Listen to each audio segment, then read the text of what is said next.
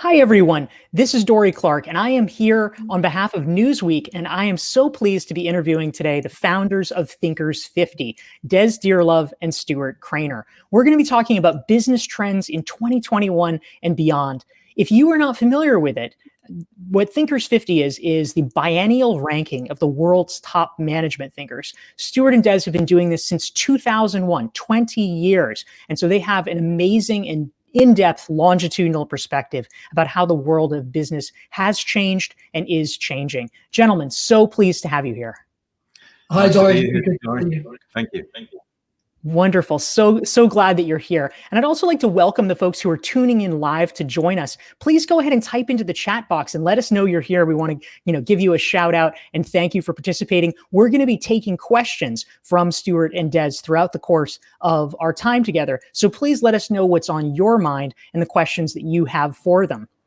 So, gentlemen, I'd love to actually start out. You have some big news today. You have just literally today announced the Thinkers 50 2021 Radar Thinkers. These are the emerging management thinkers that you have identified as having the potential to really shape the course of the business world in the future.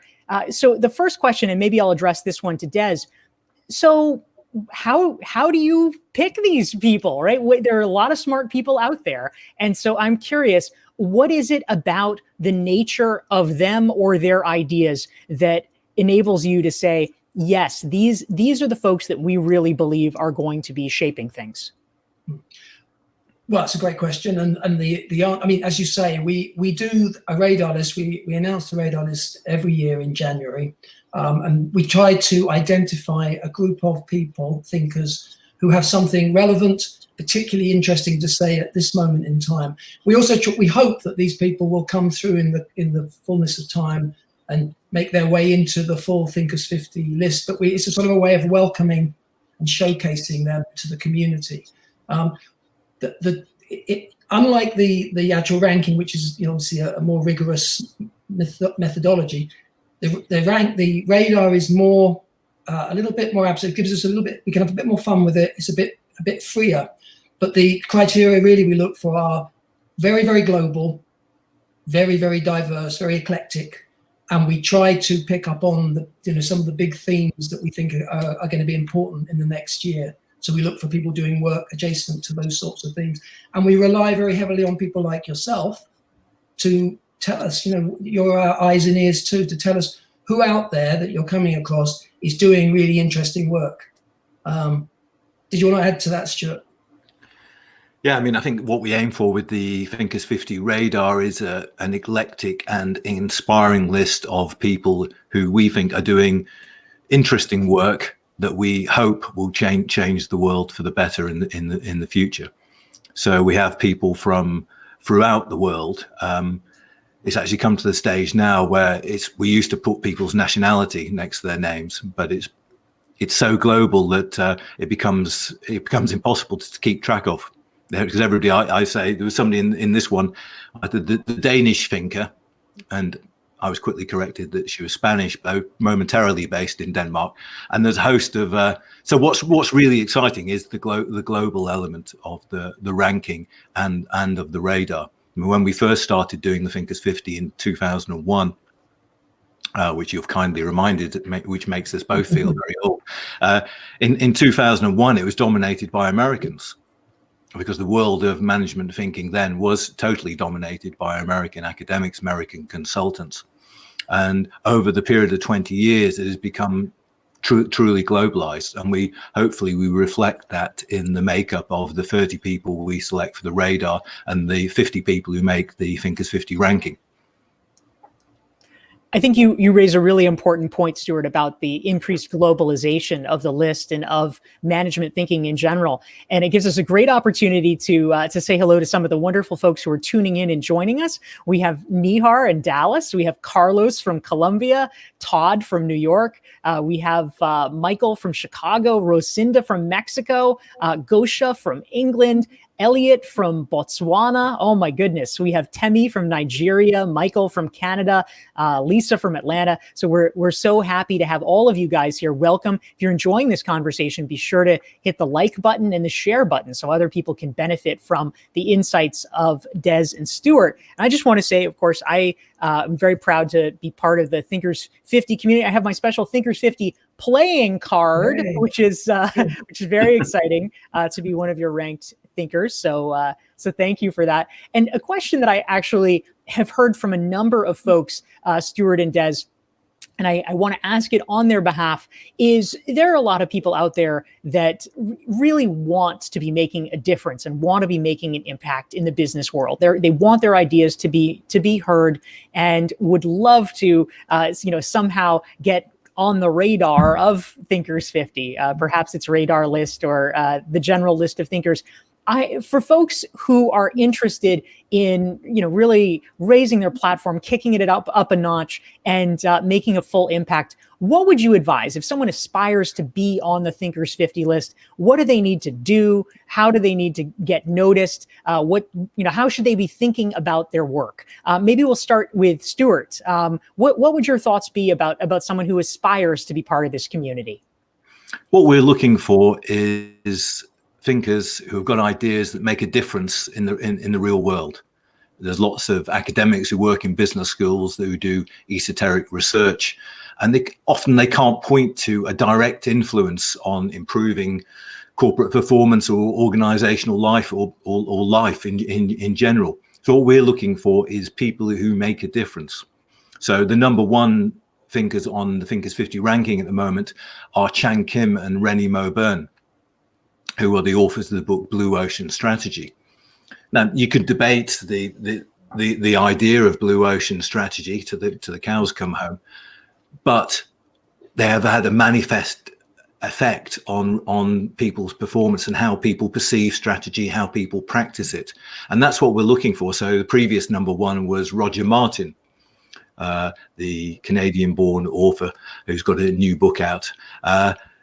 And he's worked very closely he's a proper academic who does really in-depth research, but he's worked very closely with Lego. He worked with A.G. Lafley at Procter & Gamble to make things happen. So in the end, what we're looking for is people who want to make things happen. And a big difference that's happened over the 20 years is that in 2001, the kind of the perspective of people's research was quite narrow. People wanted to improve shareholder value or increase profitability and not much else. Now the thinkers we feature want to improve organizations, but they want to make the world a better place. I think that's quite powerful. Des, do you have any thoughts that you wanted to add?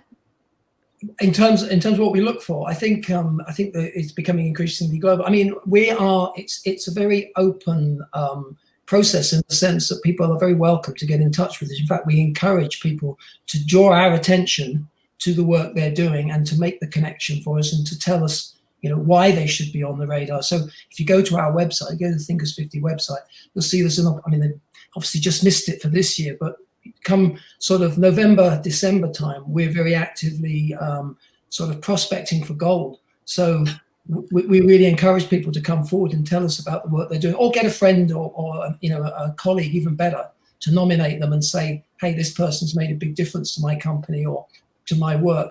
That's what we're looking for, because as Stuart says, the proof is in the pudding. Really, we want impact.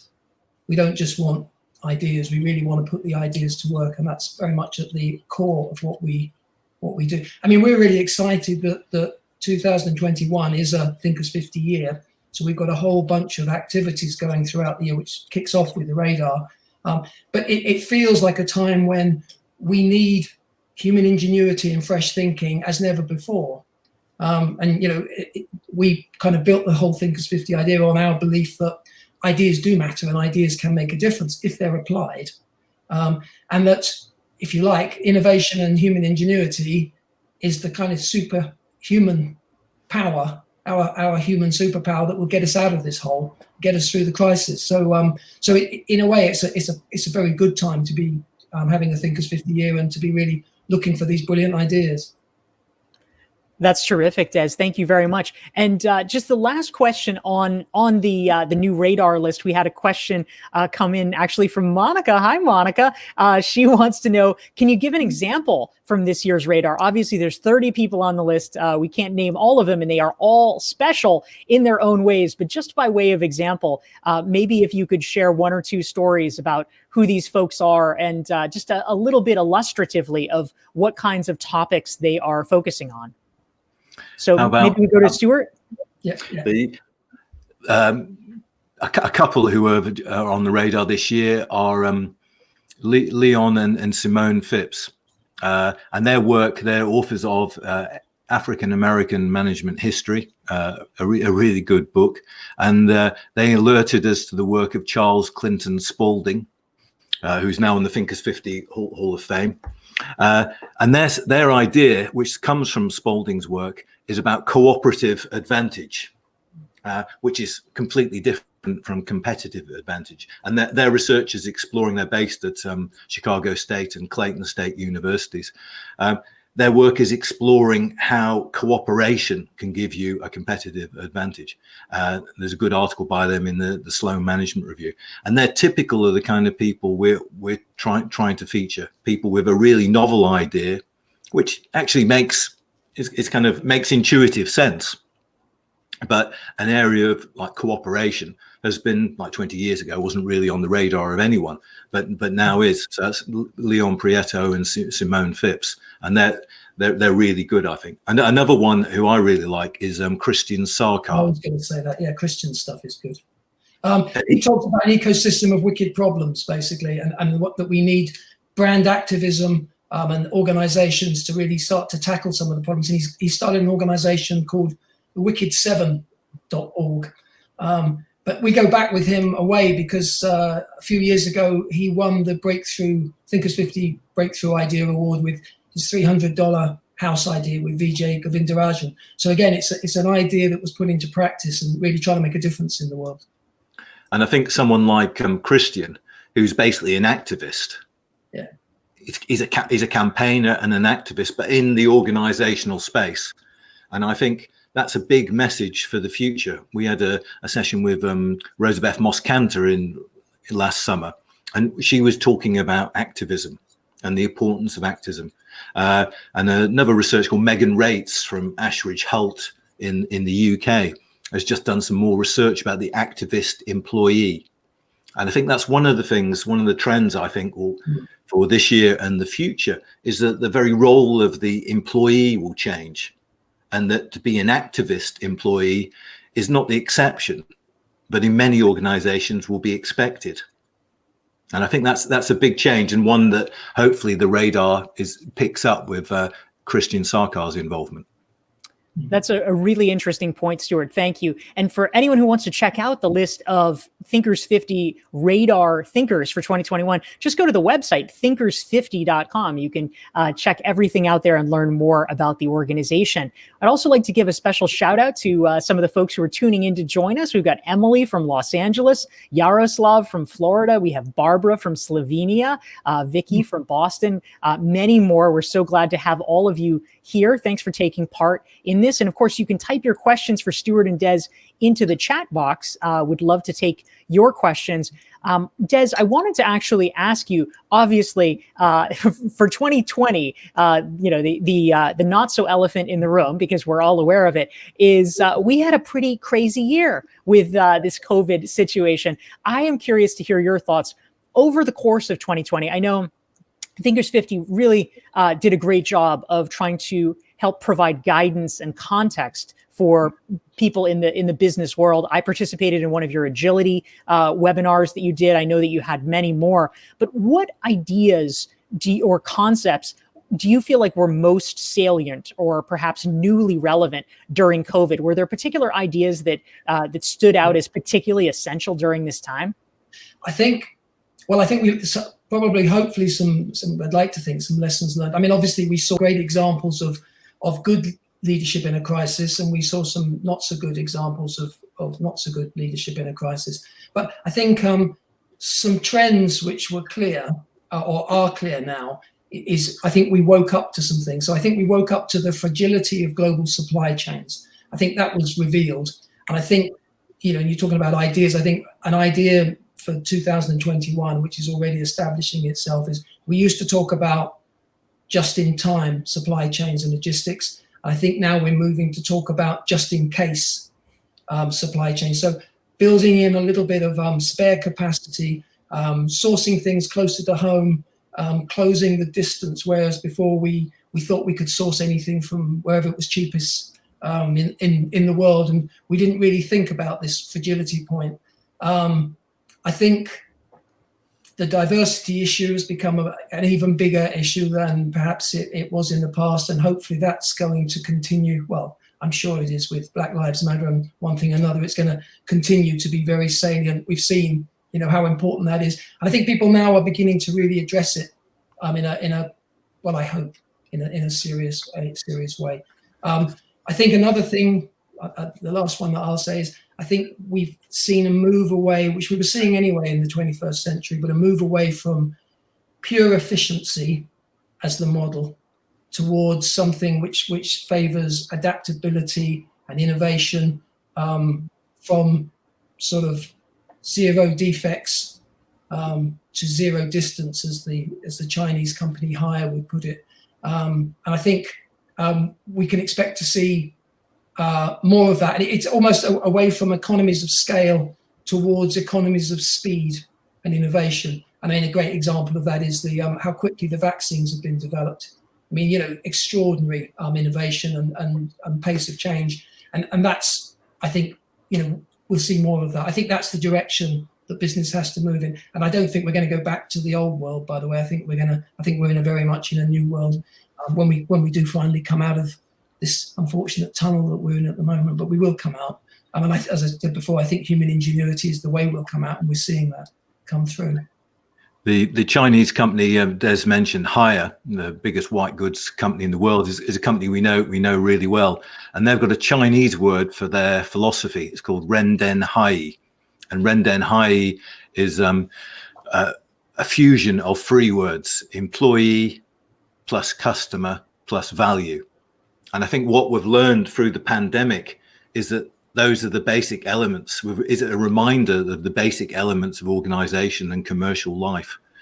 Employees, customers, and the value they create in interaction. They don't exist in isolation.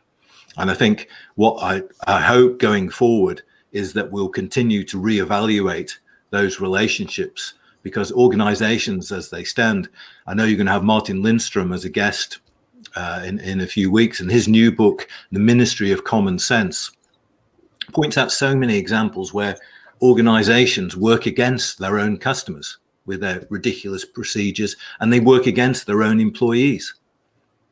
So I hope that the pandemic will lead to a reevaluation, and we'll return to the basics of business and organizational life, which is providing enriching experiences for employees and creating great opportunities for customers and generating value from that interaction.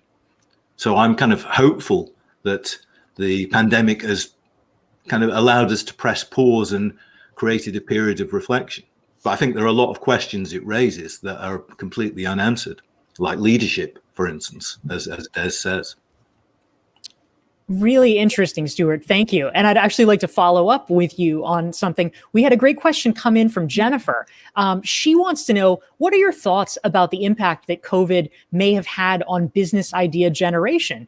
Do you see more ideas with impact today as compared to pre-COVID? For instance, are people now feeling so motivated by the level of crisis that we've experienced that there's perhaps more of a desire to be hands-on or more of a desire to be practical? Or have you not necessarily seen too much of a difference? What are your thoughts about that, Stuart? Yeah, I think theoretically you would expect it to be, it's a bit like frugal innovation, isn't it? Left to your own, when you've got these are the elements you've got to create something out of, and the elements aren't going to change. It inspires you to be more creative. And Navi Raju, who's the creator of frugal innovation, is one of the people we've featured on the Thinkers 50. but I don't think, I think I think the jury's still out on that. But I think perhaps it will become clear in the next couple of years, the impact of how innovative we actually were during the pandemic. There's no obvious sense from my experience that we've suddenly become more creative, more innovative because we're in this situation. I think there was almost that Apollo 13 moment, isn't it? You know, when the astronauts are stuck up in a crisis situation and they empty the contents of what they've got onto the table and they have to work with that to create an air pump or something. I forget what it is now. But we've had to kind of work with what was available, and the biggest or the scarcest resource being the time that was to develop vaccines, because we needed a solution very, very quickly, as they did with bringing the astronauts back. And I think people have responded to that. And it is interesting how extraordinary human beings are when they really have to do something. I'm sure all sorts of rules have been broken, all sorts of assumptions have been challenged. I'm sure lots and lots of things have been moved to one side in order to make this happen. And it'll be interesting to see whether we can retain some of that extraordinary performance as we go forward. I mean, interesting too, a book that's out at the moment, Erin Meyer's written a book with the CEO of Netflix. She was a guest a couple of weeks ago. No, she sends her regards. I spoke to her yesterday. She sent her regards to you. So, no rules. And the thing with the Netflix culture is that if you've got grown-ups and very, very high talented people, you don't need as many rules, and you can start to get rid of the rules and allow people to really flourish and really, express themselves and achieve things and be really innovative. So it's interesting. I think that's good timing for that book as well. I've seen Netflix probably have done quite well in this pandemic because they're supplying entertainment to us as we're all kind of locked down. So yeah. If ever there was a time for Netflix, it is the pandemic. Absolutely. That is for sure. Yeah. So thank you for the great questions that are coming in, everyone. If you have a question for Stuart and Des, please feel free to type it into the chat box. And also, if there are particular insights that are resonating with you, one of the best ways to help emblazon them in your consciousness and share them with other people is to type into the chat box what those insights are. So, gentlemen, a question came in from Nihar, our great friend who's an HBR and Forbes contributor.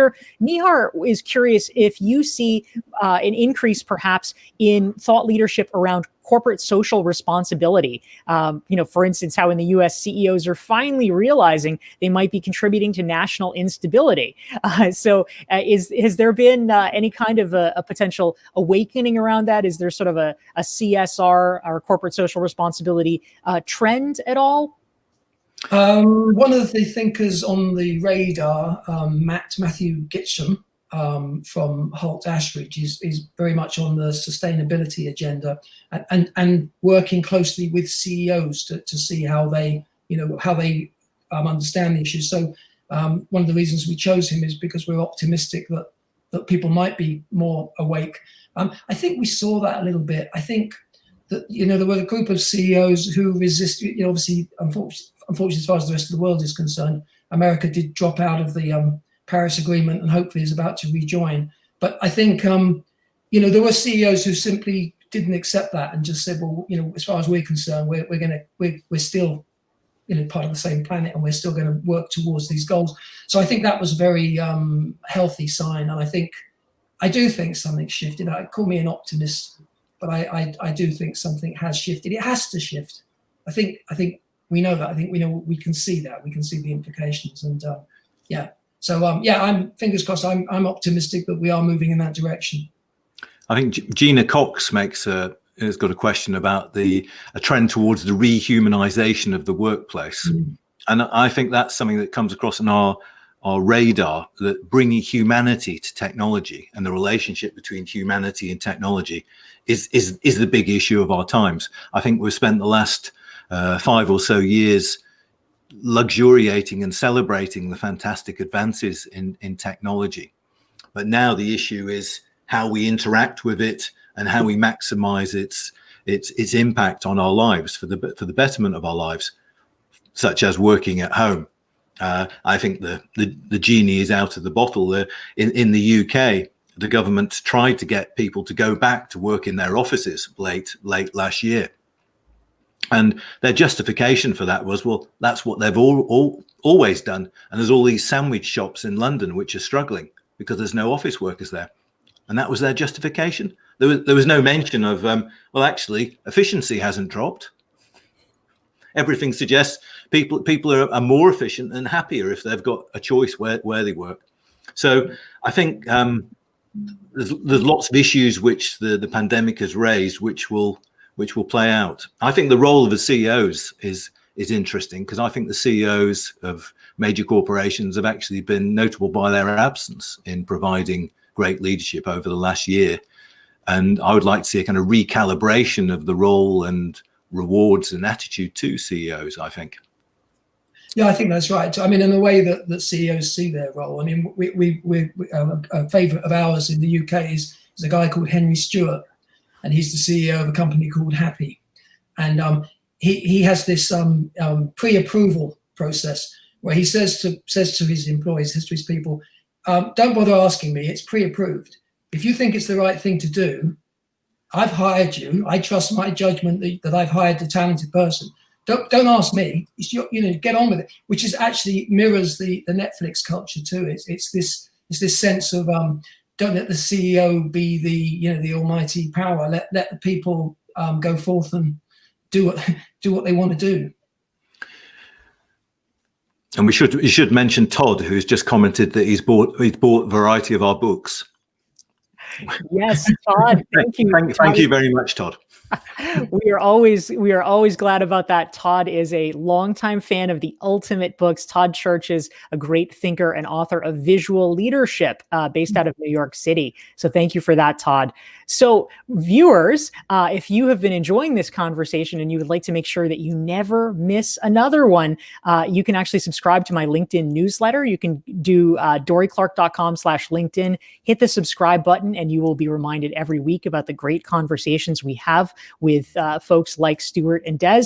And if you would like to learn more about the great work that Thinkers 50 does, go to thinkers50.com and you can make sure to check out all of their work and sign up for their newsletters.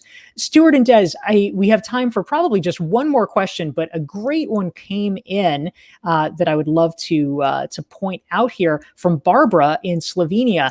And she was curious, do you have thoughts about the top global risks for 2021 that leadership should pay attention to today and tomorrow? What do you see on the horizon that we need to mitigate or to guard against? Stuart, perhaps we can start with you. I think the biggest risk is that we don't learn from the experience of the last year.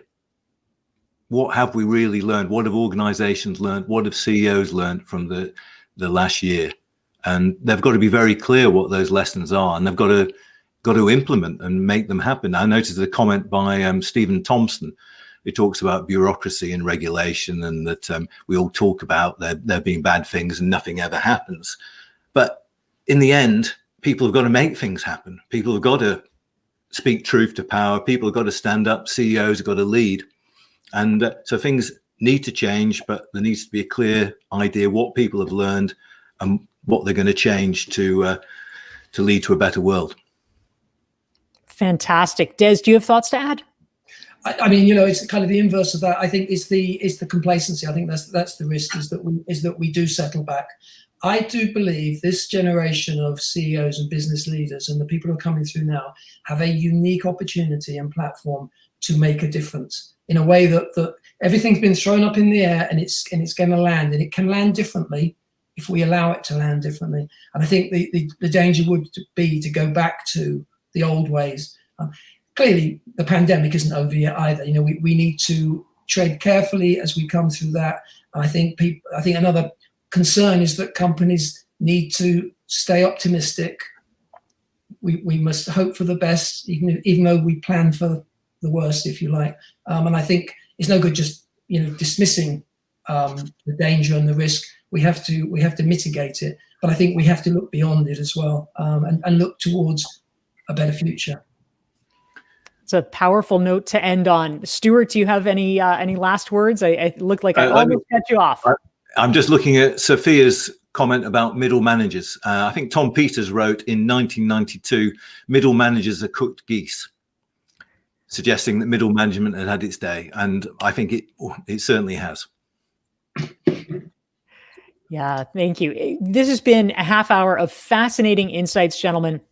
We have featured Stuart Crainer and Des Dearlove of Thinkers 50 talking about business trends in 2021 and beyond. Thank you, gentlemen, for joining us. Thank you all for tuning in, and we will see you next Thursday. Take care, everyone.